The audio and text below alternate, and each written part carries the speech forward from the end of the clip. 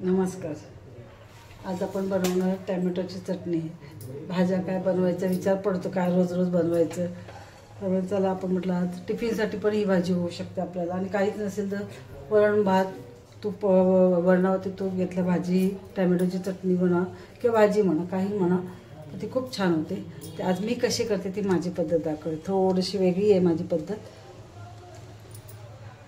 तर मी हे 3 टॅमॅटो कापून घेतले, मीडियम साईजमध्ये कापले, जास्त बारीक नाही कापलेले आहेत मी. त्याच्यात 2 कांदे बारीक कापलेले आहेत, थोडंसं कढीपत्ता घेतले, मिरच्या आणि लसूण.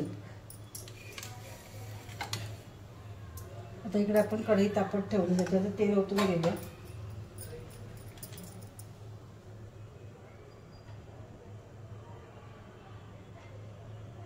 पाच 6 लसूण घेतले, टेचलेले आहेत, ठेचून घेतलेले आहेत. ठेचून नाही घेतलं तर बारीक कापून घ्या.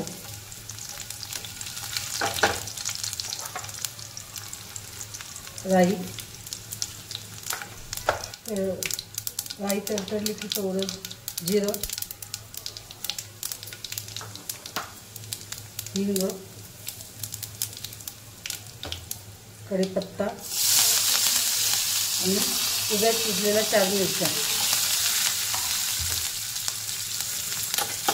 थोडंसं आपण परतून घेऊया.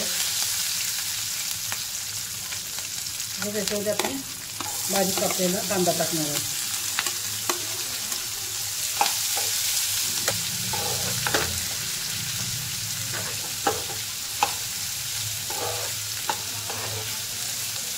कांद्याला आपण असं परतून घेणार आहोत.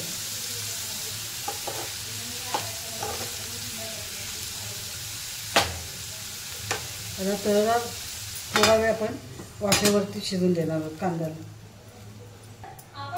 आता आपण झाकण काढून घेतले.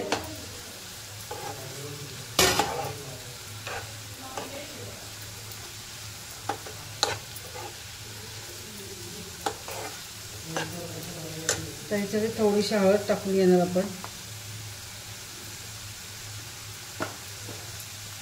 काश्मीरी मिरची पावडर अर्धा चमचा. मिरच्या टाकलेल्या आहेत म्हणून थोडंसं तिखट आपण कमी टाकतो. आणि लाल मसाला, आपला साठवणीतला लाल मसाला.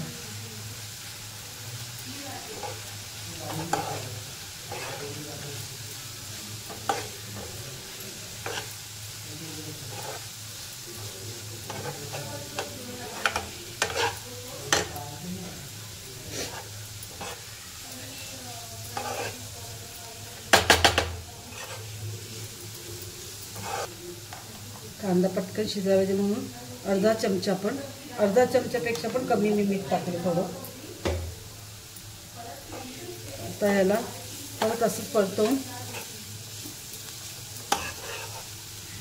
थोडा वेळ झाकण ठेवायचं. का गॅस बारीकच ठेवायचा आपल्याला.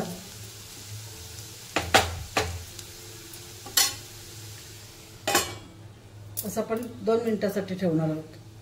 आता तिकडे आपण कांदा वाफेवर ठेवले, तोपर्यंत आपण टॅमॅटोतलं जेवढं पाणी काढता येईल ना तेवढं काढून घेतो, म्हणजे आंबटपणा थोडंसं कमी होतो. बघा, हे असं नितळून घ्यायचं, पूर्ण दाबून घ्यायचं, म्हणजे पाणी तेवढं निघून जाईल.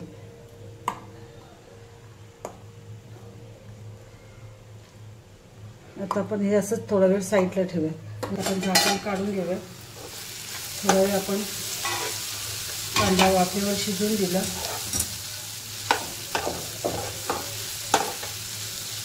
आता हे जे टॅमॅटोचं आपण पाणी काढलेलं आहे ते असं ठेवून ह्याच्यावरती अजून पाणी आपण गाळून घ्यायचं.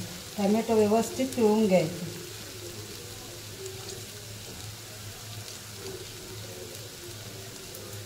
आणि ते जास्त बारीक नाही कापायचं टॅमॅटो.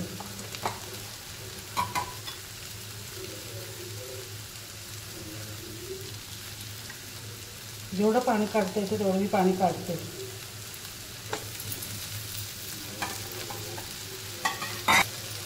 बघा, एवढं पण पाणी काढलं ह्याच्यातलं. असं परतवून घ्यायचं.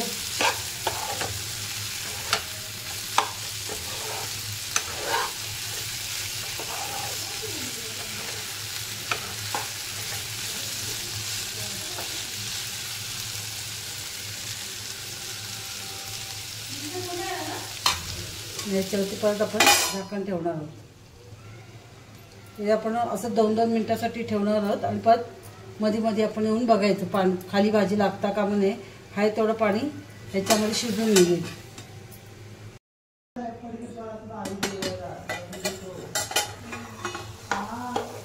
कांद्याला मस्त पाणी सुटलं तर ह्याच्यातच आपला कांदा आणि टॅमॅटो शिजून जाईल छानपैकी. आता आपण मगाशी थोडंसं मीठ टाकलं होतं. आता थोडंसं मीठ थोडंसं टाकायचं आहे कारण कांदा पण आपला जेव्हा आळलेला आहे, टॅमॅटोही मस्त शिजून निघालेलं आहे, त्यामुळे अगदी नावाला पण. आणि त्यापेक्षा आधी चाकून बघा, जर कमी वाटलं तरच टाका. मला थोडंसं माझ्याकडे कमी वाटलं मग मी थोडंसं नावाला मीठ टाकते. त्याच्यामध्ये थोडंसं गूळ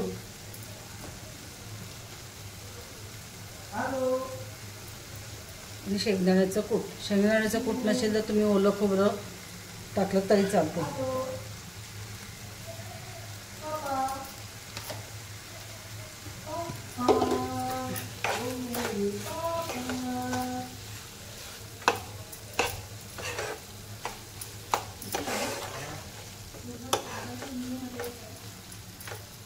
त्याला काही मिनिटासाठी म्हणजे आपला गूळ आणि मीठ आणि शेंगदाणे शिजेपर्यंत जेवढा वेळ लागेल तेवढा आपण गॅसवर अशी भाजी ठेवणार आहोत. आपण झाकण काढून घेऊया. आपली भाजी तयार आहे खाण्यासाठी. मस्त भाजी झालेली आहे.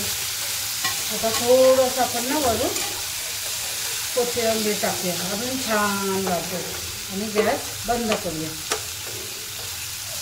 आपण गॅस बंद केलाय.